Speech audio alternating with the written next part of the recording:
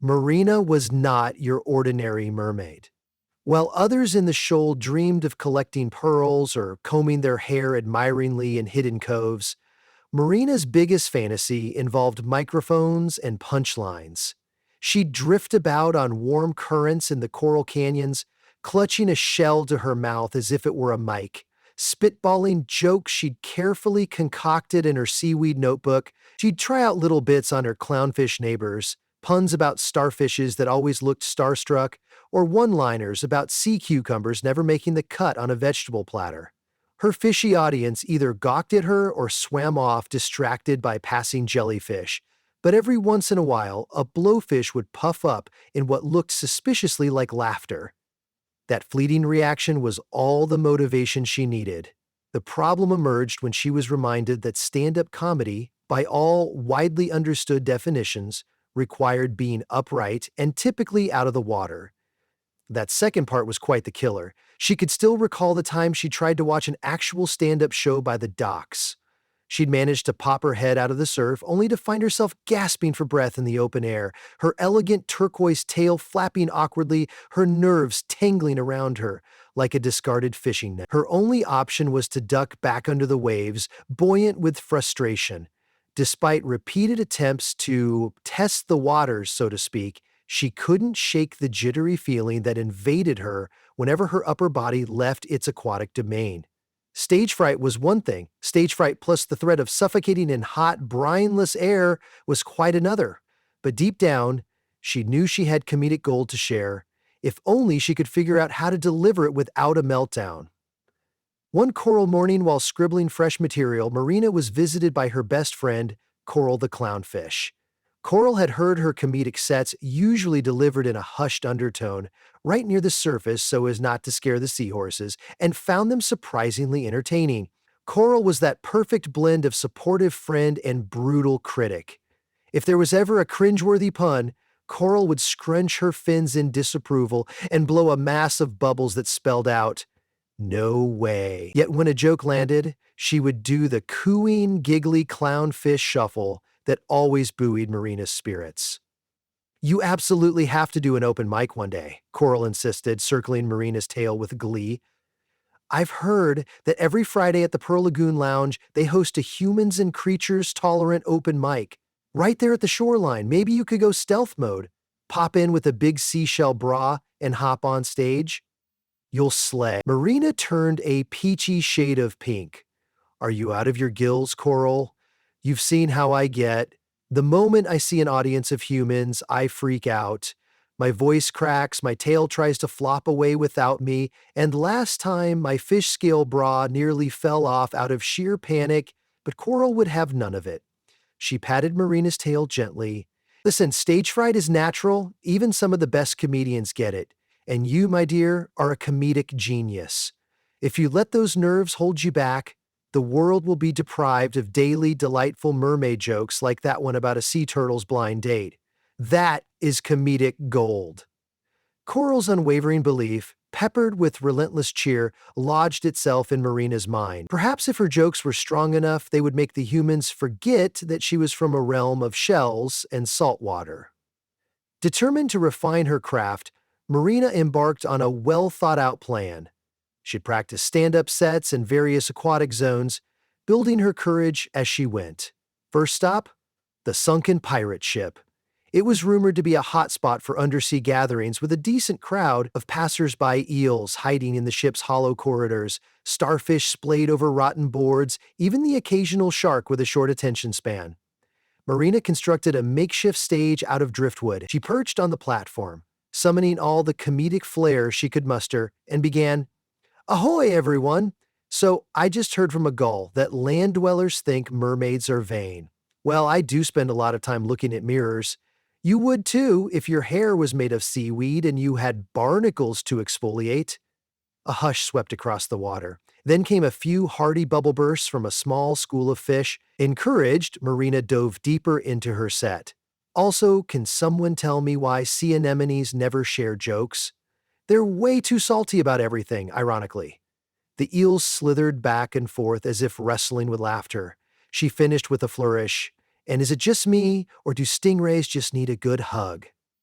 She heard a faint gurgle of chuckling from the starfish. While that might not have been the rip-roaring success she pictured, it was each time she performed at the ghostly wreck, she felt her confidence inch upward. Soon, rumors spread about the mermaid who told jokes. So curious was the undersea crowd that even Sebastian the sea turtle, ancient and wise, came to one performance and told her afterwards, "You should take your jokes above water, little one. The fish, they have short memories. Humans will talk about you for ages." She beamed at his compliment, but her stomach fluttered at the thought of stepping inside a real comedy club, or at least the open-air lounge by the shore. Then again, performing in front of humans was exactly what her comedic heart desired. Encouraged by her incremental success and persistent pep talks from Coral, Marina decided to test her comedic material near the surface. Late at night, when only the moonlit waves gently lapped at the sandy beach, she rose to the surface and perched on a barnacle-ridden rock, carefully flipping through her notebook. She tested jokes against the night breeze. "Did you hear about the mermaid who tried to visit a hair salon on land?" She asked for a fish cut, but they told her to scale back on the puns.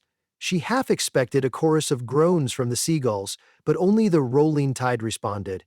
The quiet of the night forced her to imagine the crowd's reaction, polite laughter, maybe a few snorts. She tried another one.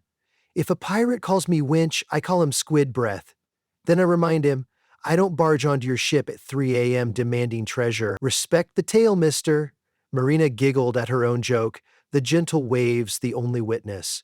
One night, just as she was about to wrap up her practice session, she heard a slow clap from behind the jagged rocks. In a panic, she nearly slid back into the water, imagining the worst, some fisherman poised with a net. But rather than a threat, Marina discovered a friendly older woman named Linda, who ran the Pearl Lagoon Lounge located right up the boardwalk. Linda's gray hair whipped around in the salty breeze as she peered down at the wide-eyed mermaid.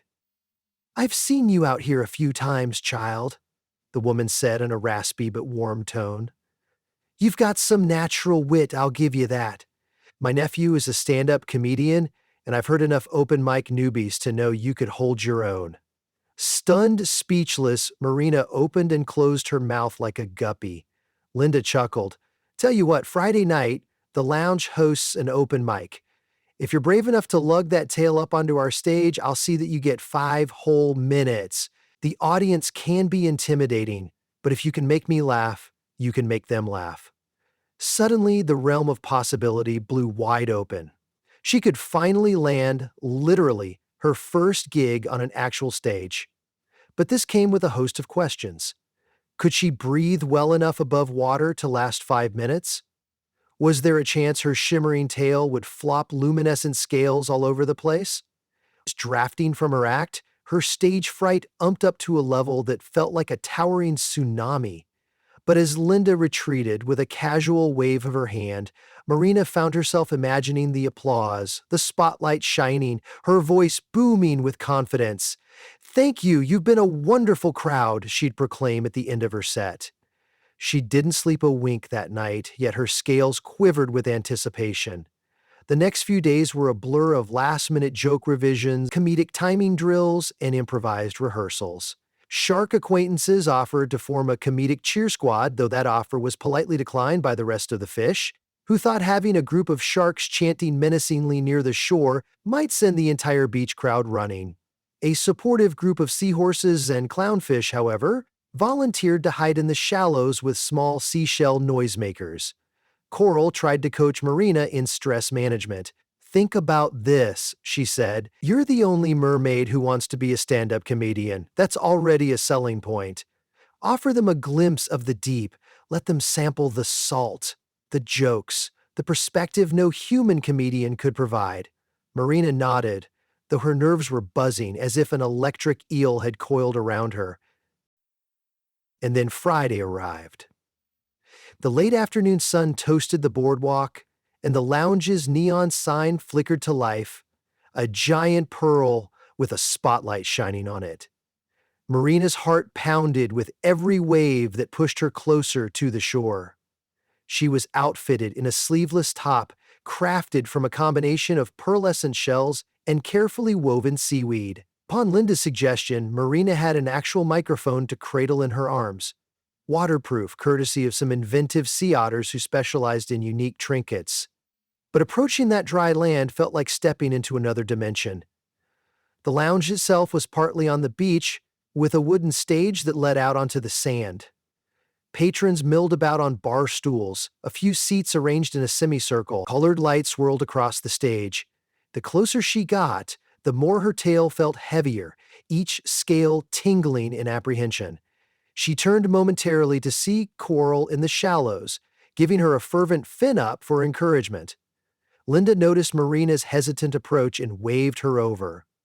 "Don't worry," the woman said gently. "We installed a small wading pool right at the edge of the stage for special guests. You can settle in there, keep your tail wet, and do your act. You won't be the first aquatic cameo we've had, though you might be the funniest." Marina gulped. She allowed Linda to help her wiggle onto a platform that led to the small, customized wading pool. The water came up to her fins, not enough to completely submerge her, but enough that she didn't feel like she was choking on the dryness. She tried a few test breaths. Awe and curiosity rippled through the lounge crowd as they whispered about the mermaid in the corner. One or two people clapped politely, unsure what to expect. Marina's heart hammered. So loudly she feared the microphone would pick it up. The host of the night, a lanky man in a floral shirt who introduced himself as Sammy the Samoan, hopped on stage. "All right, folks, we have a special treat tonight. She's come from under the sea. And no, I don't mean the local sewer system. Let's give a warm welcome to our comedic mermaid, Marina." The polite applause swelled into an eager roar. All eyes were on her. Marina's tail twitched nervously, but there was no turning back. She willed herself to smile, made sure the mic was powered, and cleared her throat. "Hey everyone," she began, her voice wobbly but audible. I usually perform for fish, so you guys are gonna have to forgive me if I sound a bit, well, fishy." A smattering of laughter and scattered applause eased her heart just a notch. "I've been told mermaids have the best sense of humor because we literally live in a school," she added, waiting for the pun to land. This time, a few chuckles blossomed into genuine laughter. A wave of relief hit her. These humans were actually listening. Her comedic instincts kicked in. So you might be wondering, Marina, if you love jokes so much, why not just tell them in the ocean? Well, have you tried telling a joke to a starfish? They just stare at you with those tiny eyes. Actually, no, they're an echinoderm, so the eyes are on the tips of their arms. Let's just say they're a tough crowd. More laughter. She started to feel the energy. As she glided through her set, her nerves found focus in punchlines. One after another, she unleashed an array of watery wit. Don't get me started on sharks talk about tough reviewers. If your joke doesn't land, they just swallow you whole. Literally. That's the ultimate negativity, right? A few people who had been sipping on their pina coladas nearly spat them out from laughter. The evening air crackled with her newfound confidence. "I must say," she continued, "it's nice to perform for humans for a change. Fish, well, they're not too vocal with feedback unless it's about crumb distribution." The collective giggles turned into mild cheers. At that moment, she realized the stage fright that once choked her was fading, replaced by an intoxicating rush of comedic synergy. About 4 minutes in, she addressed the inevitable question. "So, do you want to know the real reason I'm here?" she asked conspiratorially. The audience hushed, curious. "I want to see if humans are really as impressive as the fish rumors say. I've heard you have these magical devices called cell phones, which I assume are shells that ring like a conch, but apparently they let you talk to folks across the ocean. I'd love to see one. I bet if a mermaid had a cell phone, she'd have an app to identify seashells. No more rummaging around the seabed for hours. You just point your phone and go. Congrats, you found a rare conch. Good luck getting that chunk of sand out of your ear." The crowd roared with laughter. Marina felt tears pricking the corners of her eyes. This was the dream. She was making them laugh. In what felt like seconds, but was really 5 minutes, time was up. The wave of applause that crested over her was unlike any undertow she'd known. She closed with the tease, "And remember, folks, keep the oceans clean. The next time you chug a soda, think of me frantically trying to unstuck my tail from plastic rings. It's not a good look, trust me. Another round of applause reverberated, and she glimpsed Linda off to the side, nodding with a proud smile. The host bounded back on stage, patting her microphone in excitement. Let's hear it again for Marina, the comedic mermaid. The cheers felt like a warm tide, swirling around her in encouragement, acceptance, and most vitally, laughter. As the show ended and people shuffled out, some drifted by to say hi or offer their compliments, politely not bringing up the fact that she was a mythical creature practicing stand-up. One man approached with a wide grin. "You were brilliant," he said. "You've got that fish out of water perspective that's refreshing. Don't lose that relatability." She blushed, thanking him before slipping away into the wading pool, gradually inching back toward the shore. Emerging from behind the stage, Linda gave her a gentle hug and whispered, "You're welcome to perform any time, darling. Tonight proved you've got what it takes." Bashful, Marina nodded, grateful words failing her. The cheering still rang in her sensitive ears. Coral was waiting faithfully in the shallows, a cluster of clownfish wearing foam human fingers that read, "One." "You did it," Coral squealed, swirling around Marina in excitement. Marina felt a flood of emotion, relief, joy, and triumph. Curiosity glimmered in her eyes as she reflected on what had happened. The once terrifying idea of stepping onto a human stage didn't seem so daunting anymore. Now it felt exhilarating, something she wanted to do again and better. She wanted to try new jokes, see bigger crowds, maybe even travel to a city known for its comedy clubs. Sure, the logistics were complicated, but if she could conquer her fear of standing in front of humans, maybe, just maybe, the whole wide world of comedic opportunity was open to her. The next morning, the tide was low enough for Marina to float near the lounge's boardwalk. Linda was there, sipping coffee with a bemused expression. Seeing Marina, she tipped her mug in greeting. "I've been thinking, we do a monthly showcase of up-and-coming talent. It's usually amateur hour, but you're far from amateur. If you're up for it, I'd like to feature you in the headliner spot next month." Marina's jaw dropped. "That is, of course, if you can handle a full 15 minutes, Linda added, chuckling softly. 15 minutes? The very thought felt like an eternity. But then Marina remembered the sensation she'd had on stage. The synergy, the laughter, the adrenaline. It was impossible to resist. She took a deep breath, letting salty air fill her lungs, and nodded emphatically. When Linda walked away, Coral zipped up with uncontainable excitement, already brainstorming new jokes.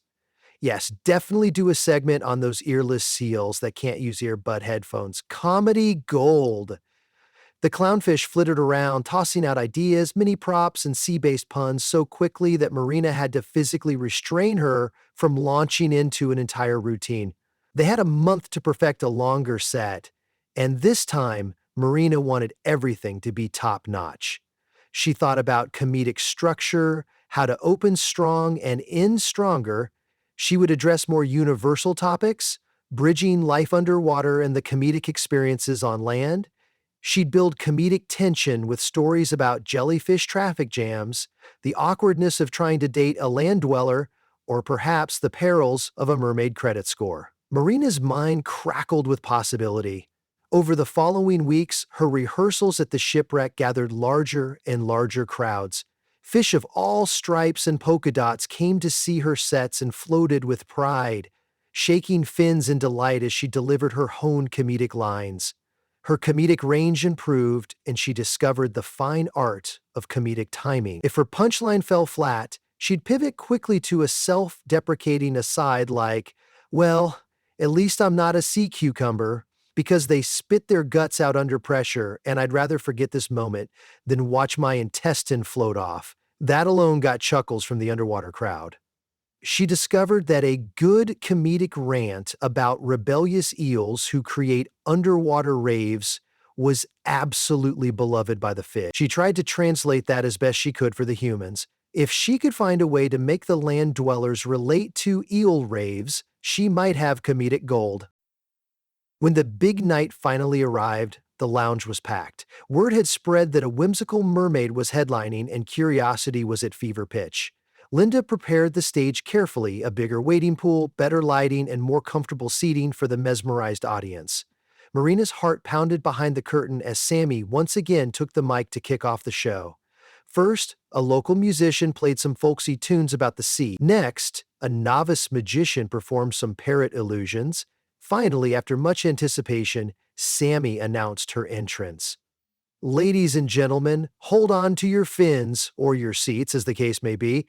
Appearing for her first ever headlining set, please welcome the comedian who literally has more tail than any performer I've ever seen, Marina! The applause thundered.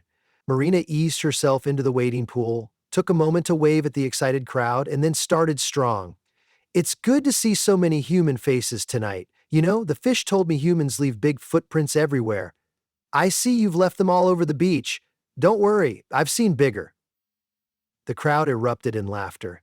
She dove into a comedic monologue about sea life. One highlight was her confessional about how mermaids deal with sandy tails. You think your sneakers get sand in them at the beach? Try having a tail. I'll flick a single fin, and it's like dredging the whole ocean floor. This set the audience off in a chorus of giggles. She wove in relatable anecdotes about love, family, and the ocean's wonders, keeping the crowd captivated. At one point, she brought up the dreaded stage fright. The worst part about trying stand-up as a mermaid, she admitted, is that you can't exactly hide from the crowd. You have nowhere to run. Swim, yes, but then you risk flopping around helplessly on stage like a beach starfish. Not my best look. And humans can be so polite while also being so curious. I can just see them whispering, is she going to spontaneously combust into sea foam? You know, like those myths say? Relax, folks. That only happens when a mermaid hears a bad pun. The crowd roared, some dropping their heads in mock horror at the pun threat. Time flew by in a blaze of comedic alchemy. Every joke reeled the audience in. Every wave of applause fed her confidence. The synergy congealed into an uproarious finale when she teased, "Thanks for listening to A Mermaid's Perspective on Your World and Mine. Just remember, if you're ever in my neck of the ocean, bring a towel. You'll be soaked in laughter." The crowd rose in a standing ovation, some literally wading onto the stage's edge for a photo, others clapping so enthusiastically they nearly toppled off their chairs. Overwhelmed, Marina blinked back tears she didn't even know mermaids could produce, a mixture of ocean water and humble gratitude. With her final bow, she disappeared into the shallow waves, only to peek out a moment later, giggling, to wave at the still cheering audience. Once safely under the surface, Coral and the entire shoal crowded around her, their beaming faces reflecting a single shining truth. She'd done it. She didn't just share her jokes with a reluctant crowd, she soared through them, bringing them into her aquatic world with laughter as the bridge. Word would no doubt travel from the shores to the deeper ocean trenches that a mermaid was making waves in stand-up comedy. And maybe, just maybe, in a month or two or in some far-off cove, she'd do it all again, armed with more jokes, more nerve, and even more pride in her glimmering tale. After all, being out of water was no longer a barrier. It was just another stage waiting to be lit with her humor and brine-infused one-liners. As for Marina, she swam away that night with an unshakable smile plastered on her face. Her dreams, once tucked quietly within the swirling sea foam of her imagination, had poured out into the human realm with an exuberant splash of comedic brilliance. For a creature of the sea, tethered by salt and shell, she found a magical freedom when the spotlight shone bright and laughter rolled in like waves on the shore. She discovered that sometimes the greatest leaps in life happen when you flop onto a strange platform, microphone in hand, heart racing, and deliver a punchline that resonates across water and land alike. And though she'd never say it aloud, after all, modesty was part of her charm deep inside, she knew her jokes had only just begun to breach the surface.